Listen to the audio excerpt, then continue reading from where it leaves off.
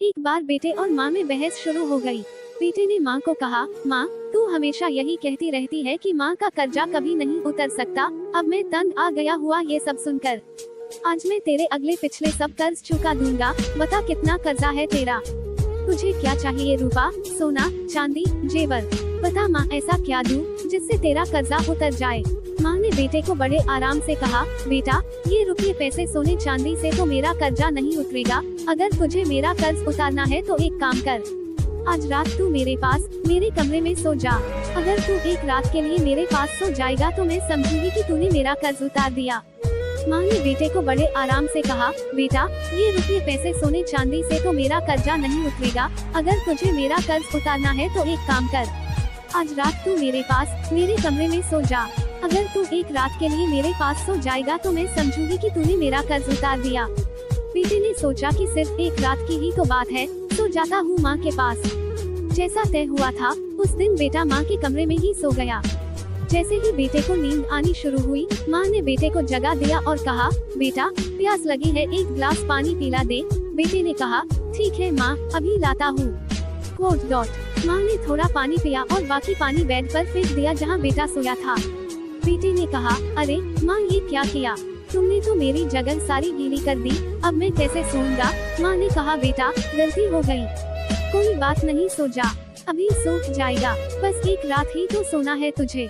बेटा जैसे तैसे उस गीले बेड पर सो गया। अभी आंख थोड़ा भारी हुई ही थी कि माँ ने फिर बेटे को जगा दिया और कहा, बेटा, पानी पिला दे। अब बेटे को थोड़ा गुस्सा आ गया और उसने माँ को कहा, माँ, अभी तो पानी पिया था, इतनी जल्दी प्यास लग गई। माँ ने कहा, बेटा, गर्मी बहुत ज्यादा है ना, इसलिए प्यास लग रही है, एक गिलास और पानी पिला दे। बेटे ने थोड़ा मुंह बनाया और पानी का गिलास लेकर आ गया। माँ ने थोड़ा पानी पिया और बाकी पानी फिर बेटे की जगह पर गिर दिया। अब बेटे का गुस्सा सांतवें आसमान पर पहुँच गया। बेटे ने माँ को बहुत अपशब्द कहे। बेटे ने कहा, माँ, तू पागल हो गई है क्या? तूने मेरी जगह पर पानी गिरा दिया, बार बार मेरा बिस्तर क्यों गीला कर दिया? इस बार बेटे ने दर्जनों बातें सुना दी अपनी माँ को, लेकिन माँ कुछ ना बोली। माँ ने धीमी आवाज में कहा, बूढ़ी हो गई हूँ ना बेटा, गलती से गिर गया, कोई बात नहीं, एक रात की बात है, तू सो जा, अभी थोड़ी देर में सूख जाएगा। जैसे तैसे बेटा फिर गीले बिस्तर पर लेट गया। काफी देर तक नींद नहीं आई, लेकिन 1 घंटे बाद फिर से बेटे की आंखें नींद से भारी होने लगी और तभी माँ ने बेटे को फिर से उठा दिया और कहा, बेटा, पानी।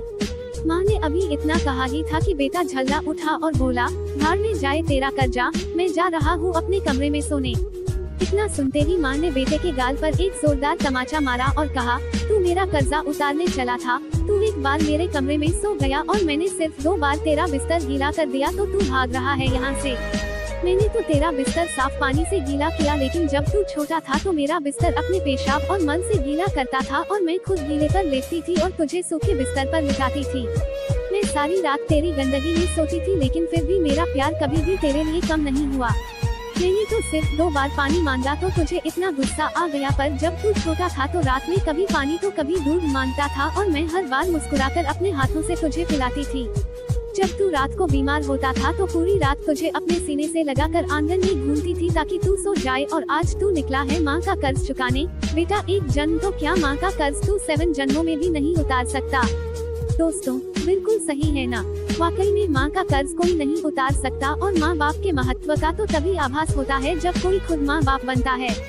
कहानी अच्छा लगा हो तो सब्सक्राइब फोल्डेड हैंड्स जरूर करिएगा।